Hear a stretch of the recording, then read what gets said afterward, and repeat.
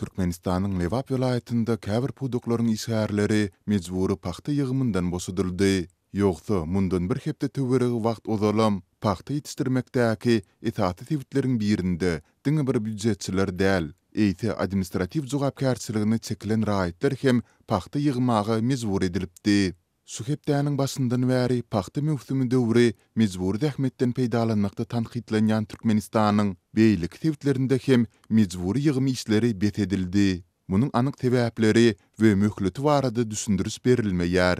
Emma munyň Türkmenistany dähmet boýunça halkara guramasynyň we Amerikanyň dähmet boýunça departamentiniň ýakynda etmeli taparyna gabat gurnalan bolmagynyň mümkindigi bellenilýär.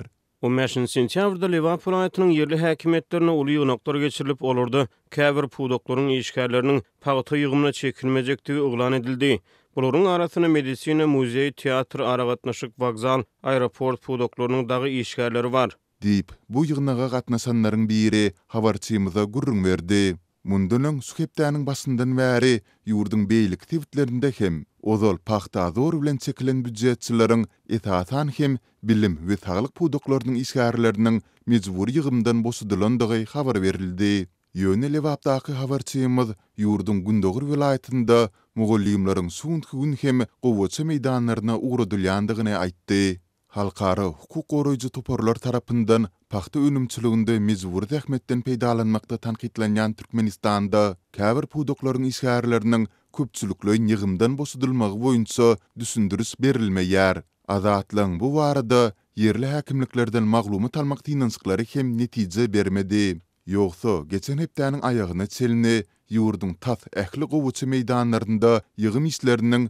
ozal görülip eşidilmedik derejede güýçlendirilendigi barada Azatlyk ýygyderli habar beripdi. Halkara hukuk goraýjy toparlar sol sanda paxta kampaniýasy Türkmen hökümetini paxta önümçiliginde mejburi dähmetden sol sanda çağı dähmetinden peýdalanmakda ýyllar boýy tanqid edýärler.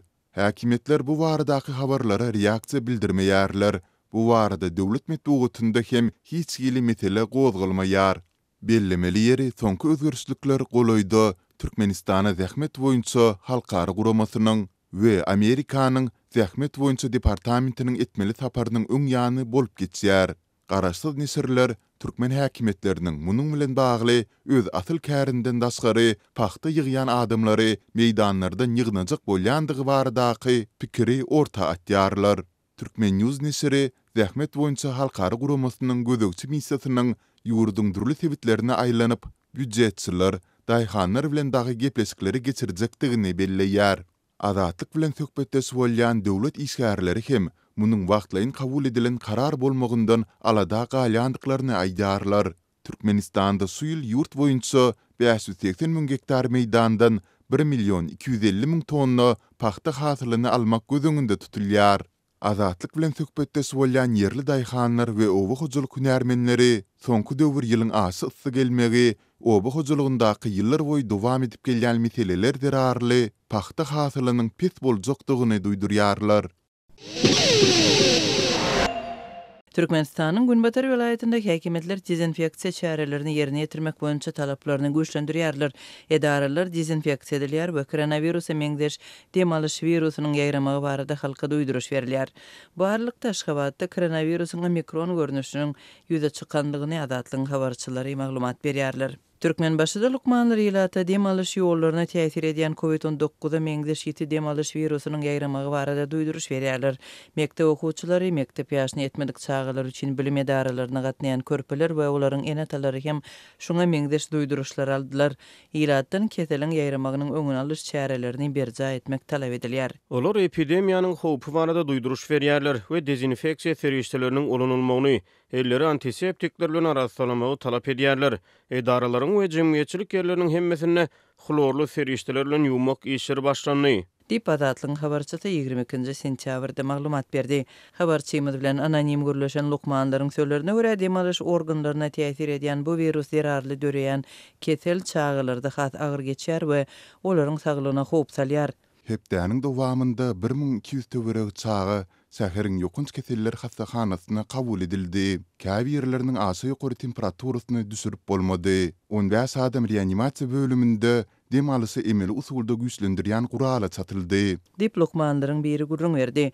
Türkmenbaşydaky saglyk edaralarynyň wekilleri ölüm hadisalarynyň hem bolandygyny habar berdiler. Olaryň sözlerine görä, şondan soň häkimetler dezinfeksiýa çärelerini görmegi tapşyrypdyr. Yerli hastahanalaryň we saglyk öýleriniň lukmanlary ýokary gyzgyndan başga dem gysma, burnuň ganamagy we içkeçme ýaly alamatlaryň bolup bilýänligini hem duýdurýarlar we şeýle bolan ýagdaýda gysaglyk keselhana barmagy tapşyrýarlar. Aşgabatdaky habarçymyzyň maglumatyna görä, paýtagtda soňky 2 aýyň dowamında koronavirus keseli köpelipdir. Omikron soňky 2 aýda saklanýar we güýçlenýär. Epidemiýa ýok. Adamlar öýlerini bejergalýarlar. Ölüm hadisalary bar. Dip habarçymyz paýtagtyň saglyk edaralarynyň wekillerine salgylanyp 22 sentýabrda maglumat berdi. Türkmenistanyň saglyk saklaýyş wekillerinden virusyň ýaýramagy bilen bagly ýagdaý barada resmi görnüşde maglumat alyp bolmady. Türkmenistan şu çakaçyny öz çäginde COVID-19 hadisalaryny bir gezegen boyun almady. Global pandemiýanyň dowamında Türkmen häkimetleri ýurtda koronavirusyň alamatlary bilen geçýän keselçiligiň ýaýramagyna we ölüm hadisalarynyň köpdigine garamazdan ýurtda koronavirusyň ýokdugyny öňe sürdiler. Mar welaýatyna ençeme hojalyklaryň elektrik energiýasynyň tebii gazyň we suwuň aýlyk töleglerini geçirmäge gurby çatmaýar. Bu barada Zatlyk radiosynyň habarçysy 20 sentýabrda Sewitden habar berdi. Şu günler Mar welaýatynyň dürli sewitlerine yerli gaz we elektrik üpçünçilik edaralarynyň işgärleri hojalyklara aýlanyp hojalyk hyzmatlarynyň töleglerini talap edýärler. Ýöne yerli ýaşaýjylaryň ençemesi yerli hojalyk hyzmatlary kärhanalarynyň töleg talaplaryny berjay edip bilmeýär. Haýsy hojalygyň gapysyny kaksaň, innika ýa-da soňka gelip aýdýarlar. Diýip yerli üpçünçilik kärhanalarynyň bir işgär Zatlyk radiosynyň habarçysy bilen gurulmuşlukda aýtdy. Töleg toplaýjy işgärler kär halatlarda tutuş köp gatly ýaşaýyş jaýyna hiç bir hojalygyň töleg töläp bilmeýän halatlaryna duş gelýänini aýdýarlar. Olaryň aglabasy häzir hojalykdan hatda 20-30 manat kem çykanok. Ýogsa bolmasa iň bolmanyna boş goýbermelik üçin 20-30 manat berip goýbererdim diýerler. Adamlaryň oňşuk ýagdaýy pes.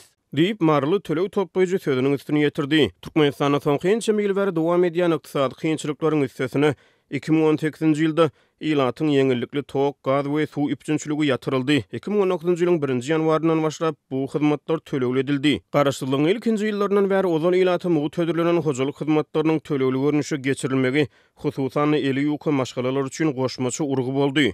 Töleg toplaýjylar käbir yerli ýaşaýjylaryň maddi kynçylyklardan şikaýet edýänliklerini, käbirleriň bolsa öz çağlarynyň hatda okuw esbaplaryny we egneşiklerini hem bergileriň hasabyna satyn alanyklaryny aýdýanlyklaryny belleýärler. Hatta geçen 2022-nji ýylda hem adamlaryň hal ýagdaýy bu derejede pesärli. Iň bolmanyny gaz üpçünçiliginiň kesiljekdigi ýa-da elektrik energiýasynyň üpçünçiliginiň kesiljekdigi aýdylanyna ujypsy hem bolsa töleg geçirýärdiler.